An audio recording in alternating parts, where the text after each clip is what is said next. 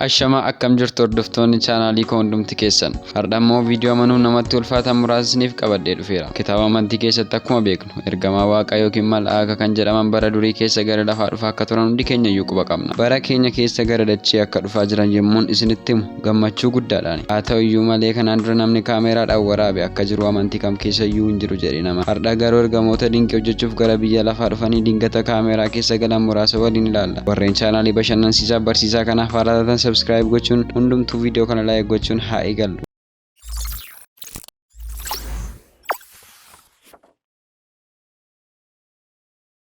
Tokkoffaa yemmuu viidiyoo kana ilaaltan baay'een keessan kun kalaqa Holiiwud yookaan Booliiwud malee dhugaa miti jettanii shakkuu dandeessu. Viidiyoo namoota hedduu afaan qabachiisee ture viidiyoon kun. Bara 2011 Seepteembar gaafa 7 Awustiraaliyaa Jaakaartaa keessatti viidiyoo seekiyuritii kaameraan waraabame kun ajaa'iba ta'ee argame. Akkuma viidiyoo irraa ilaaltan ergamaan ifa adii guddaa fi uffata baay'ee calaqqisaa ta'e uffate ariitiin gara lafaa bu'ee yemmuu ol deebi'u argina. Namoonni naannoo sana turanis waan ta'e sana adda baasuuf gara naannoo sanaatti fiigan. Utuu isaan achi jiranis ergamichi yeroo lammaffaaf gara lafaa dhufee ariitiima wal fakkaatuun ol deebi'e.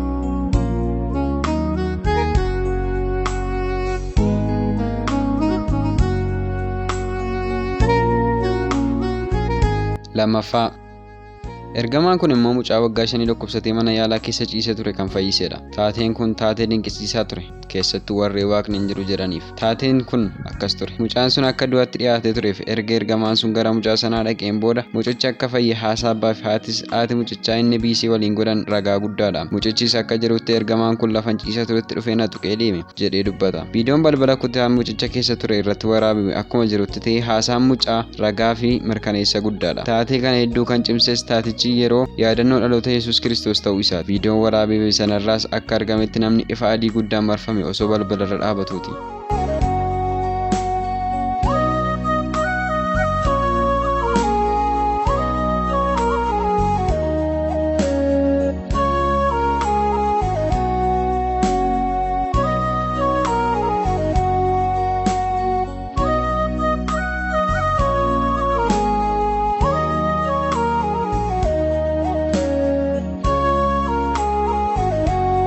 Sadaffaa bara kana keessa hundumtuu viidiyoo vloogii ni waraaba jechuun viidiyoo yuutuubiidhaaf ta'u. Garuu taateen osoo jarri kun lameen viidiyoo waraabanii raawwate afaan nama qabachiisa. Jarreen lamaan kun viidiyoo waraabaa otoo jiranii namoonni naannoo sanaa iyyuu fi wacoo eegalu. Kaameraamaaniin jarreen sanaas waan ta'aa jiru viidiyoo keessa galchuuf yaala. Guutummaa guutuutti boca dhala namaa kan qabanii fi naannoo sana qilleensa keessa asiif achi utuu barrisuu argan. Waan argaa jirtan kana amanuu dhiisuu dandeessu. Mee yaada keessan koomentii jalatti naa barreessaa. Egaa taatee kana namoonni argan kaan ergamaa rabbiiti yommuu jiran kaan immoo saayinsistoota waaqatti namanneetu kana godha jedhanii falu. Isin maal jettu? Yaada keessan koomentii jalatti ifa naaf godhaa.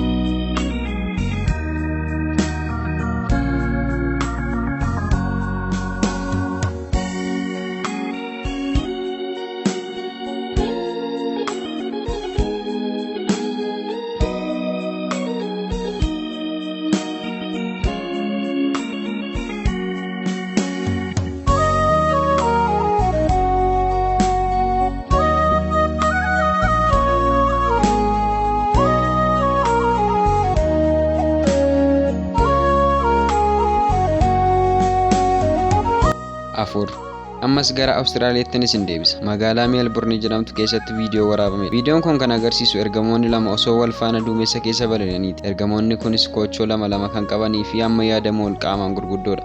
Namoonni baay'een kun ergamoota waaqaa osoo hin taane eeliyoonota jechuun dubbataa turan. Yaada keessan koomentii jala naaf kaa'uu hin dagatinaa. Viidiyoo kana itti fufuun daawwadhaa.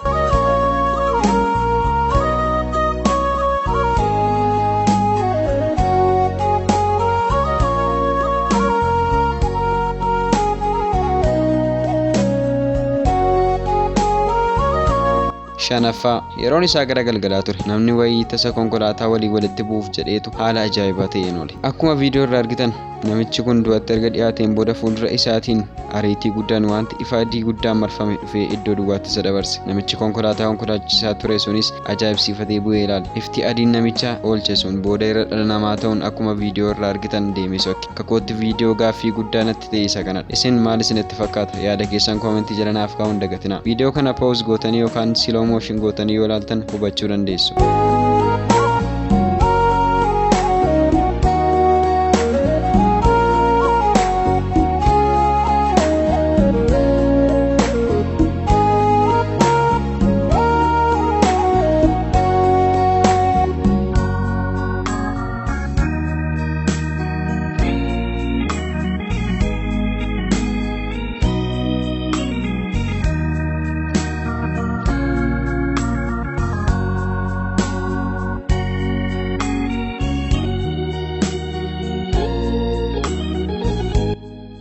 Jaaffaa Obboloonni Musliimaa asumaan sa'u jettanii akka dabartan isin gaafadhu. Koomentii jalattis naaf barreessaa. Hiriyoota keessaniifis sheer godhaa. Yeroon isaa yeroo sagadaa ture. Namoonni masjida keessatti salaataa turan. Namni wayii kaameraadhaan masjidicha yommuu waraabaa turetti wanti kaameraan argame waan nama ajaa'ibsiisudha. Namoota gidduu ergamaa yookaan malaa'akni uffata isaa adii ta'ee fi guutummaatti calaqqisu isaan gidduu sagadaa osoo jiru argina. Viidiyoon kun kunootti amma dhumaatti daawwadhaa.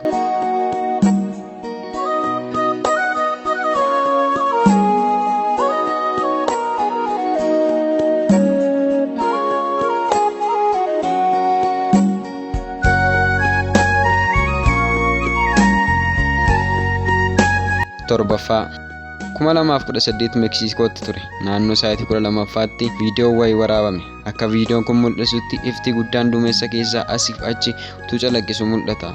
Haalaan ilaalaa.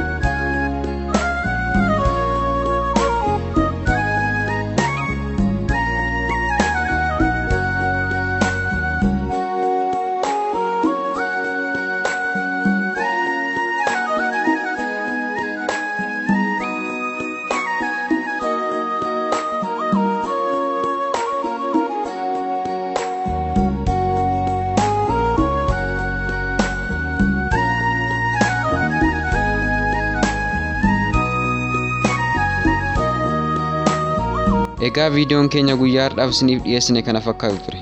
Viidiyoo kanatti akka gammaddan shakkii tokko illee hin qabu. Viidiyoowwan akkasii akka baay'inaan isiniif hojjedhu yoo barbaadan laayik gochuun na cina dhaabbadhaa. Viidiyoo akka isiniif hojjedhu barbaadanis koomentii jalatti naaf barreessaa. Galatoomaa yeroo gaarii.